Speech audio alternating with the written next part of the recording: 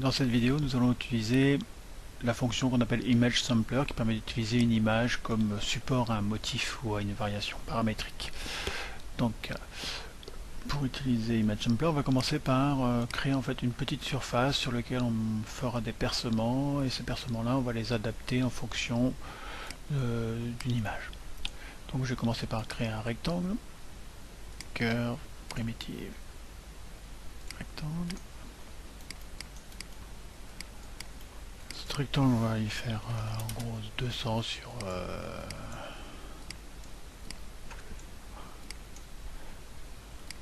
300 sur 200, voilà par exemple, 630 sur 200. Il faudra qu'il soit à peu près proportionnel au format de notre image. On va en faire une surface, donc boundary surface. Voilà, une surface qu'on va diviser en un certain nombre de points. Donc divide surface, et on va diviser par exemple en 100 les valeurs suivant U et suivant V, donc ça va faire aux alentours de 10 000 points. Voilà. Donc on a 10 000 points ici. Donc on connaît les coordonnées UV, la normale et les points. On va utiliser un composant qui s'appelle Image Sampler. Ici. On va aller chercher une image, double-clic, et on va chercher une image, ici par exemple, cette image noir et blanc. Ici, les coordonnées UV sont les valeurs, si je mets un panel ici, des points, les coordonnées 0, un point au point 0, aux coordonnées 0, 0, 0, 0, 3,37, 0, 0, 674, etc. Donc en fait, on a les coordonnées donc en x va pas, donc les coordonnées point 1, 2, 3, 4, 5, 6, 7 et ainsi de suite, 101, 102, 103, 104, 105, 202, 203, 104, ainsi de suite. Et ces coordonnées là, on va les rentrer à l'intérieur de ce composant Image Sampler où on dit que les coordonnées du point 0 c'est là, 0, 0, et ici c'est les coordonnées du point x1, y0, ici les coordonnées x1, y1. Donc ça veut dire que l'Image Sampler, lui, ces valeurs, comme le graph mapper, valient de 0 à 1 en x, 0 à 1 en y. Donc il faut rentrer des coordonnées ici qui vont varier de 0 à 1 en x et en y. Pour ce faire, on va faire un clic droit sur S, sur Surface, et on va faire Reparameterize Surface. Ça veut dire que quelle que soit la taille de la surface, on va dire que sa valeur en U va varier que de 0 à 1, en V de 0 à 1, et tous les points ici vont être répartis proportionnellement de 0 à 1. Donc ici, voilà, si on a divisé la surface 0,1 en 100, donc la première valeur c'est 0,01, 0,02, 0,03, 1 centième, 2 centièmes, 3 centièmes, jusqu'à qu'on arrive à 99, etc. Et le dernier, 1, 1, 0. Ces coordonnées-là, on les injecte ici, et on va recevoir ici, si on fait Image, pardon, si je double-clique, ici on peut avoir en sortie des valeurs qui vont correspondre à soit une analyse RVB du pixel en sortie, qu'on peut avoir, oups, soit une valeur RGB ici, donc j'ai les coordonnées RGB 102, 102, 102, 119, 119, parce que ici on a les trois mêmes valeurs sur RG et B, parce qu'on a une image en niveau de gris, soit je demande, double-clic, avoir que les coordonnées, que les valeurs rouges,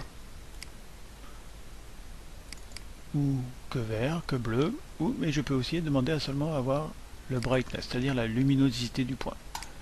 Et donc le brightness, il vaut 0,4 quand c'est... il vaut 0 quand c'est noir et 1 quand c'est blanc. Donc très lumineux quand c'est 1, et 0 c'est sombre, donc c'est noir.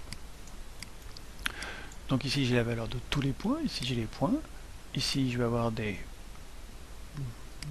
une image correspondant à la valeur de la luminosité du point, et ce que je vais faire, je vais tracer des petits cercles dont le rayon va être proportionnel, donc circle, ici, qui va être attaché à ce point là, dont la valeur du rayon sera égale à ça. Ça je vais le masquer, Et donc je vais avoir des cercles dont la valeur du rayon vaut entre 0, 4 et 1, ce qui est très petit. Ce qui serait intéressant, ce serait d'avoir, là on a une impression qu'on voit quelque chose apparaître. CTRL Q. Voilà, on voit apparaître quelque chose. Donc, lorsque les points sont très lumineux, le cercle est grand. Lorsqu'il est sombre, le cercle est tout petit. Ça a l'air d'être le cas ici. Le problème, c'est que les valeurs sont un peu trop petites. Donc ce que je vais faire, c'est je vais accrocher un coefficient multiplicateur qui va me permettre de contrôler la valeur mini ou la valeur maxi du cercle. Donc ici, je vais mettre 5.0 pour pouvoir contrôler. Et voilà. Je vais mettre en vue de dessus pour avoir l'impression de ce que j'ai comme objet. Et voilà, j'ai ça. Je peux augmenter la taille. Si j'augmente trop la taille, je m'aperçois que les cercles, il y a interférence entre les cercles. Je vais me remettre à un endroit où c'est très sombre ou très lumineux. Hop, voilà. Et là, j'ai une représentation de l'image qui est ici, faite à l'aide de cercles. Si je regarde cette image-là, je vois qu'elle a 300 pixels sur X, 300 pixels sur Y. Donc ça veut dire qu'elle est carrée, donc ce serait intéressant d'avoir une image qui est la même taille en X et en Y.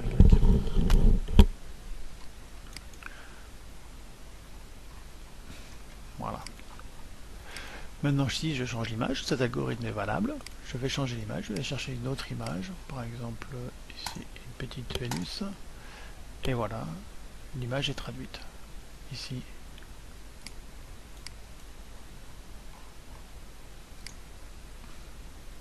voilà.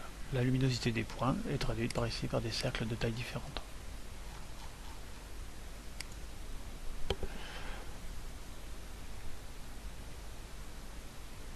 Maintenant, je vais passer à autre chose que de la représentation d'image. Je vais pouvoir faire quelque chose aussi. Je peux, au lieu de refaire des percements ou des trous qui sont les représentations de la luminosité, je peux donner une élévation, une hauteur, une valeur, un déplacement. Donc si je veux déplacer un point, je vais utiliser le composant Transform, Euclidean, Move. Je vais bouger les points ici.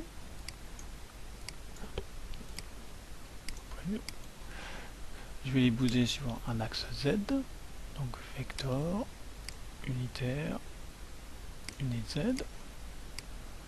Je vais garder cette valeur de coefficient, là, 1, 7, etc. Je vais le rentrer là-dedans. Donc là, je vais exagérer un petit peu et je vais avoir ici une représentation, on va dire, topographique en fonction de mon image. Les points qui sont blancs ont une certaine élévation, je vais augmenter la valeur. Edit. Les points blancs montent et les points noirs stationnent au fond. Et si je trace des lignes avec une fonction qui s'appelle polyline, curve, spline, polyline. Ici je relie les points par des courbes, et ici j'ai une courbe qui représenterait la topographie de l'image par exemple. Ce qui n'est pas forcément flagrant sur un visage, mais si je vais chercher ce qu'on appelle une height map sur internet, World Height Map, je vais récupérer cette image là.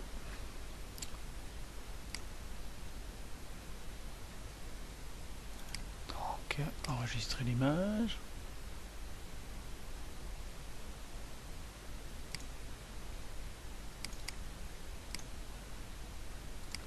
Il va chercher cette image, double-clic, je vais chercher l'image,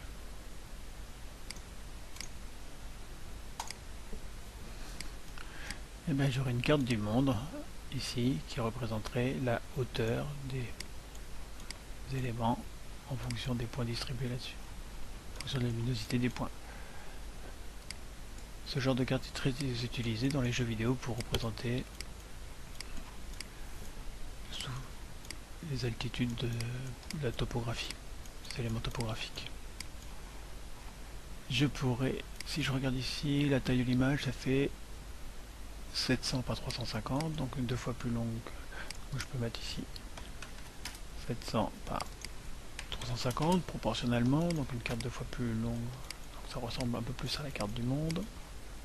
Ici le nombre de points, je peux essayer de l'augmenter, mais c'est un petit peu dangereux parce que ça multiplie de façon exponentielle la quantité de valeur.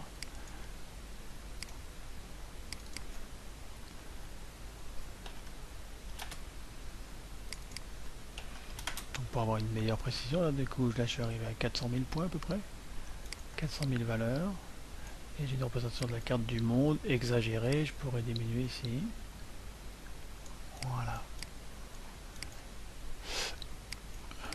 Pour aller un peu plus loin, je pourrais faire un loft surface.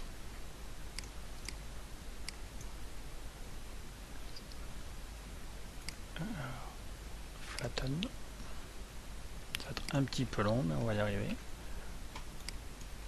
Voilà, une carte du monde topographique. Ça va dépendre de la qualité de votre image, hein, la qualité de la topographie. Donc ça marche sur une surface plane. Et si j'essayais sur une map monde, je vais essayer de créer un globe.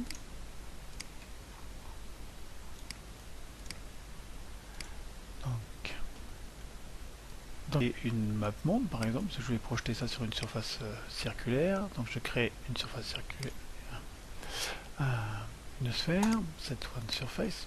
Hop, cette surface, je la rentre là, ici. Mais maintenant, j'ai juste un petit problème, c'est que on peut plus faire le loft, ça marche plus. L'élévation, ça n'a pas l'air correct parce que en fait, j'ai pris tous les points ici, mais je les ai tous montés sur un seul axe, l'axe Z. Or, il faudrait les déplacer suivant une perpendiculaire à la surface. En fait, la perpendiculaire à la surface du sphère, en fait, c'est comme si on prenait le centre de la sphère, le point qu'on veut déplacer, on trace un vecteur entre ces deux points là, et on dit que ça c'est la direction du déplacement. Donc ce qu'il faut faire, c'est tracer un vecteur entre le centre de la sphère et le point que je veux déplacer, puis imposer un mouvement. Le centre de la sphère, c'est facile à trouver, il faut aller dans... Si je prends la surface d'une sphère, le centre de la sphère c'est au milieu, regardez ici. Le centre de la sphère, il a l'air d'être ici, voilà, ce qui a l'air d'être le cas. Le centre de la sphère, il est là.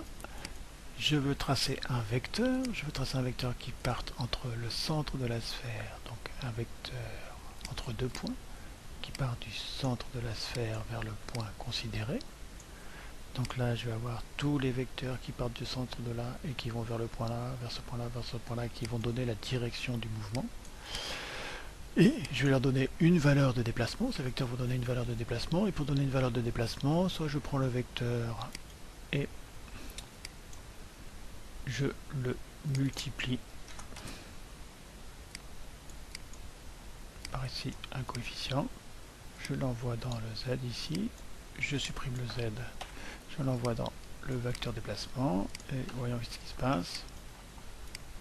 Ça a tout explosé. Peut-être diminuer les valeurs ici.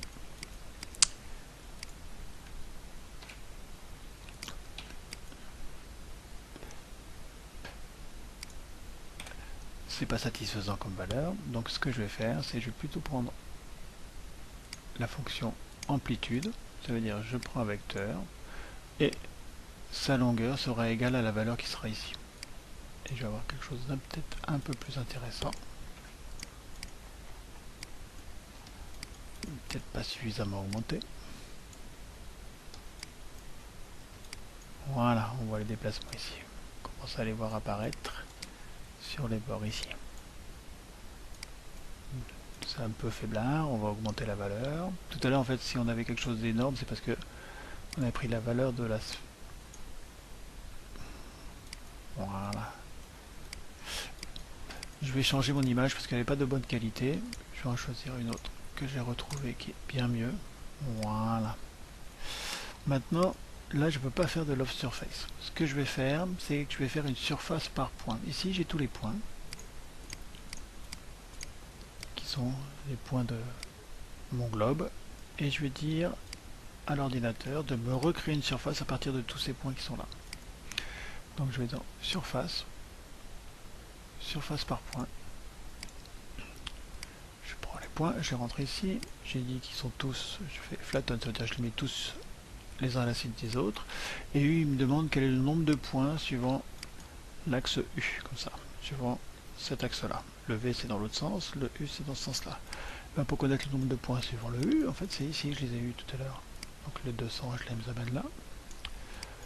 Il me propose un message d'erreur, parce qu'en fait, je m'aperçois que lorsque je divise ma surface en 200, ça me fait 201 points. Regardez ici, il y a marqué 201 points, 201, 201. Donc en fait, ici c'est pas 200 points qu'il y a suivant U, mais 201. Donc je vais bouton droit sur U, expression, x plus 1. Je dis que j'en ai 201. Je vais cacher ça, et ici j'ai ma surface qui apparaît. Et j'ai mon globe avec ici les reliefs. Vous voyez l'importance d'avoir une belle image ici, qui représentait bien les altitudes, parce que tout à l'heure on avait quelque chose d'un peu granuleux, c'était vraiment pas très agréable. Et là on a une belle carte, une belle projection du globe sur une surface. On essaye une autre petite Vénus.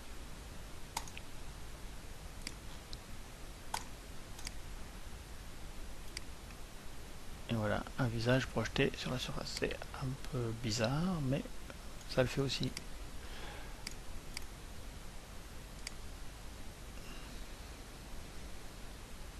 On va revenir à notre carte du monde.